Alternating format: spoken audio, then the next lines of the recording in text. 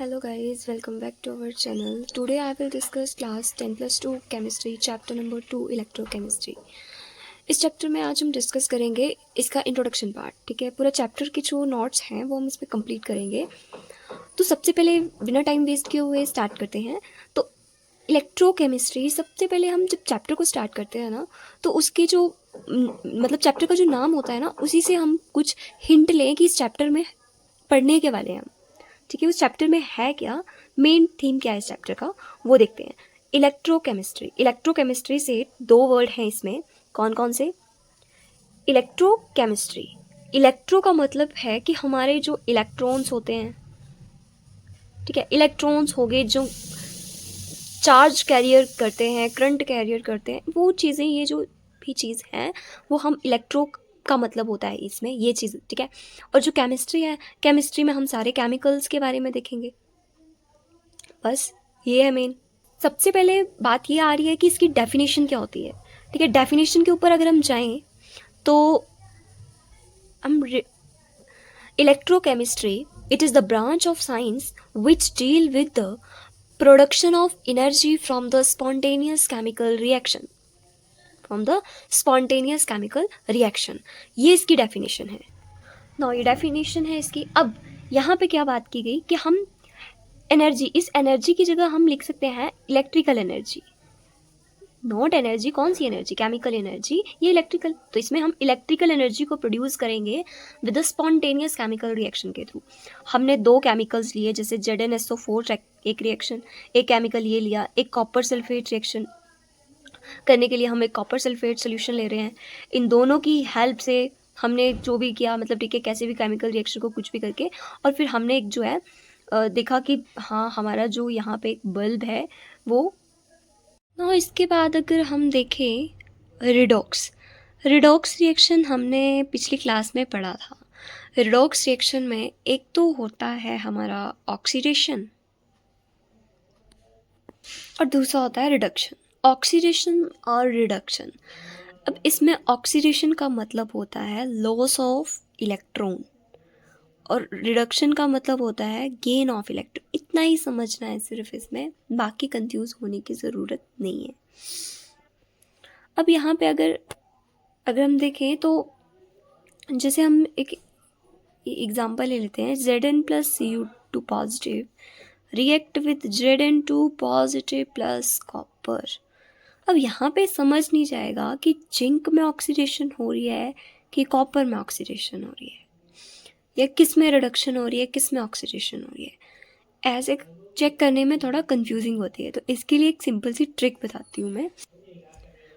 तो यहाँ पे क्या होगा, जब हम कोई भी नंबर हमारा यहाँ पे, जैसे जिंक 0 है, 0 से कोई पॉजिटिव की तरफ मूव कर रहा है, ठीक है, 2 positive, 3 positive, 1 positive, this process is called the loss of electron.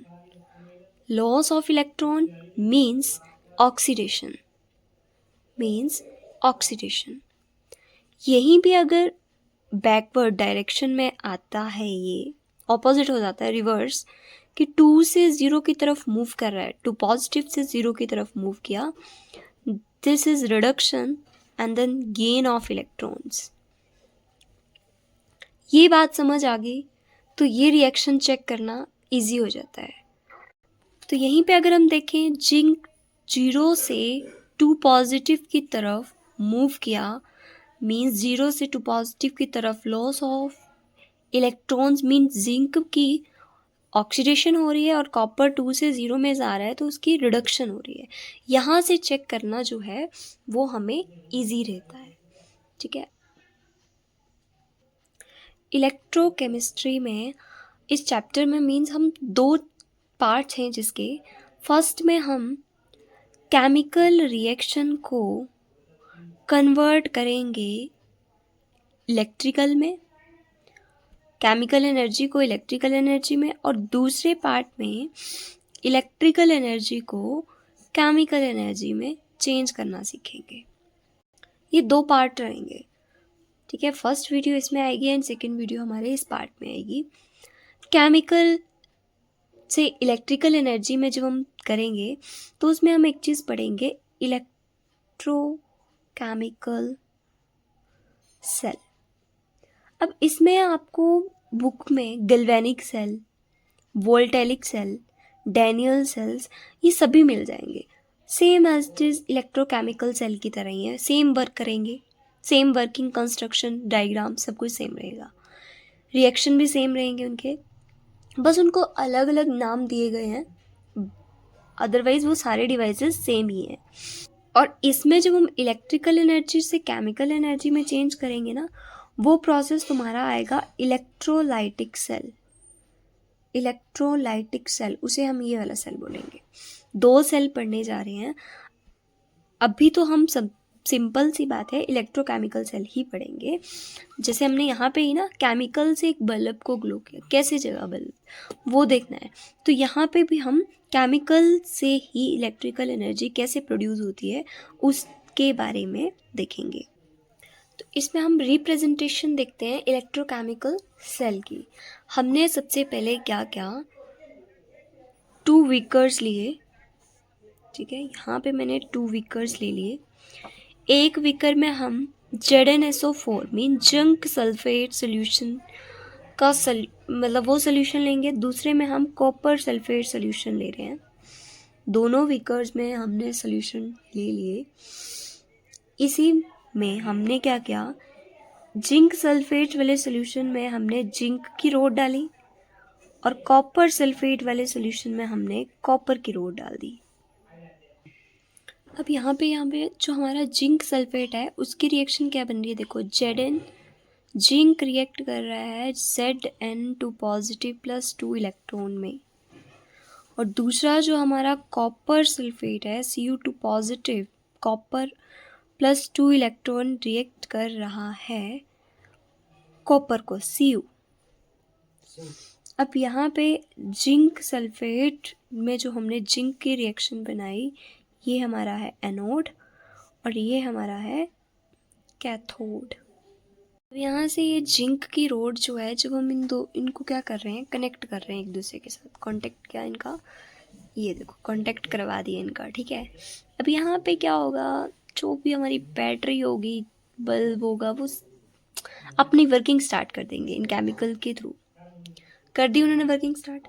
Now अब यहाँ पे एक चीज़ देखने वाली है, जो जिंक की रोड है जिंक सल्फेट सोल्यूशन में जब उसको डाला जाएगा तो वो अपनी उस रोड क्या होगी, वो पतली पड़ जाएगी, सिकुड़ जाएगी बिल्कुल, ठीक है। वो अपना साइज बिल्कुल डिक्रीज करना शुरू कर देगी।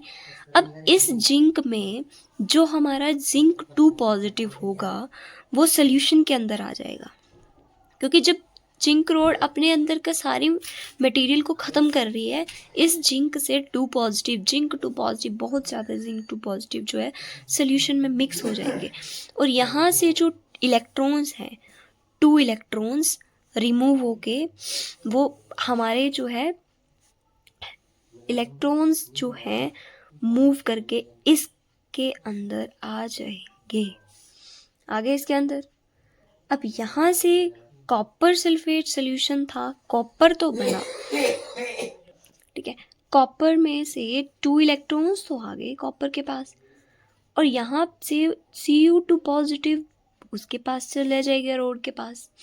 जब यहाँ से इलेक्ट्रॉन आ रहे हैं, यहाँ से कॉपर 2 पॉजिटिव आ रहा है, तो ये रोड जो है वो अपना साइज इंक्रीज करेगी, इसका साइज बढ़ जाएगा, और वहाँ पे ऑपोजिट हो जाएगा, उसका साइज क्या हो जाएगा, डिक्रीज हो जाएगा, ठीक है। तो यहाँ से फिर क्या होगा, बल्ब क्या हो जाएगा, ग्लो।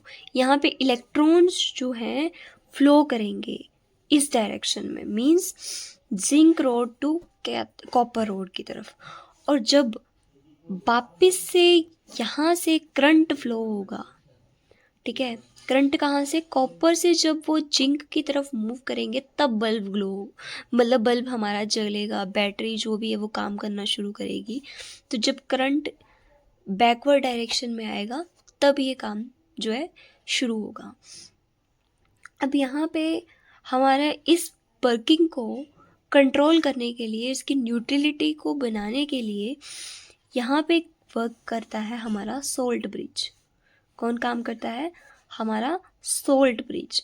सोल्ट ब्रिज इन दोनों के हाफ सेल्स में उनकी न्यूट्रलिटी को बनाने का काम करता है। अभी हम आगे पढ़ेंगे तो उसमें हम पूरा डिटेल में देखेंगे, ठीक है। तो सबसे पहले सॉल्ट ब्रिज को देखते हैं। ये एक इन्वर्टेड यू ट्यूब जॉइंट होती है, यू ट्यूब की शेप होती है जिसमें हमने ऐसे करके बनाया था इसको। तो ये यू ट्यूब की तरह होती है, ज्वाइन होती है टू हाफ सेल। एक साइड जिंक सल्फेट था, एक साइड कॉपर, दोनों हाफ हाफ सेल थे। कंटेन सेचुरेटेड, अलग अलग, ठीक है, electrolytes such as KCl and KNO3। ये जो सोल्यूशन है ये KNO3 KCl इन तरह से जो है सॉल्ट ब्रिज में काम करता है। The saturated solution generally taken in अगर अगर, ठीक है। ये दो तरीके सॉल्ट ब्रिज की डेफिनेशंस होती हैं और इसका फंक्शन ये होता है कि ये कंप्लीट करता है electrical circuit by joining the two half cell. जब ये दोनों हाफ सेल को ज्वाइन करता है, एक दूसरे के साथ मिलाता है, तो उसमें वो इलेक्ट्रिकल सर्किट को कंप्लीट करता है। इलेक्ट्रिकल सर्किट बनेगा जब दोनों की हाफ सेल ज्वाइन करेगा एक दूसरे के साथ, वो कनेक्ट करता है, तब बल्ब ग्लो जलना शुरू हो जाता है, बैटरी काम करना शुरू कर देती है। और दूसरा हमारा आता है maintain the neutrality of two half cell. दोनों हाफ सेल्स में ये इसकी न्यूट्रलिटी को बनाए रखता है। एंड मेन देन इसकी ऑब्जर्वेशन है किस तरह से काम किया इसने। जिंक की रोड ग्रेजुअली अपना वेट को लूज कर देगी, ठीक है, क्योंकि मैंने बोला सिकुड़ना शुरू कर देती है वो। द कंसंट्रेशन अमाउंट मतलब of zinc two positive aqueous ion is the ZnSO4 solution, वो इंक्रीज हो जाएगा, उसका सोल्यूशन बढ़ जाएगा जब उसमें Zn2 पॉजिटिव आयन्स और आने लगे। यहाँ से क्या हो रहा था, जिंक सोल्यूशन में क्या है, Zn2 पॉजिटिव और ऐड होने लग पड़े इस रोड से निकलकर, तो सोल्यूशन बढ़ेगा कि नहीं बढ़ेगा। Copper get deposited on the electrode road. अब कॉपर क्या है, उसकी अपनी रोड को डिपोज करेगा वो, ठीक है। Deposited road means the concentration of copper solution में जो हमने कॉपर की रोड डाली थी Cu2 पॉजिटिव, वो डिक्रीज करेगा। कॉपर उसमें Cu2 पॉजिटिव क्या करने लग पड़ा, डिक्रीज करने लग पड़ा। और नेक्स्ट कि there is flow of electrons, जो इलेक्ट्रॉन का फ्लो था वो एक्सटर्नल सर्किट था जो जिंक रोड से कॉपर रोड में जा रहा था। And therefore the current flow from the copper to zinc, opposite direction में जा रहा था, कॉपर से जिंक की। रिएक्शन अगर बात करें तो रिएक्शन हमारी ये आ जाती है, ठीक है। दो रिएक्शंस हैं, एट एथोड एंड एनोड पे ये वर्किंग जो है काम करेगा।